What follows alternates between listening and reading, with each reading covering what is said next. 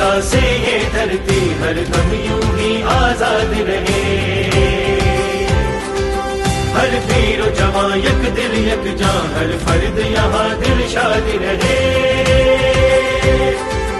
گونجے گی صدا ہر کون مقام بیدار زمانہ بولے گا،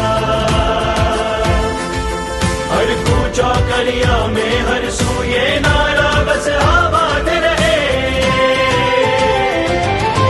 پاکستان ہمیشہ زندہ باد رہے، پاکستان ہمیشہ زندہ باد رہے۔ مٹی سے جو ہم نے عہد کیا، مٹی سے جو ہم نے عہد کیا، وہ عہد ہمیشہ یاد رہے، پاکستان ہمیشہ زندہ باد رہے، پاکستان۔ جناب کور کمانڈر سید امداد حسین شاہ صاحب کا شکریہ ادا کرتا ہوں کہ جنہوں نے ہمارے طلباء کو الحمدللہ مسئلہ ایران اور اسرائیل ہو، مسئلہ فلسطین ہو، آپریشن بنیان مرصوص ہو،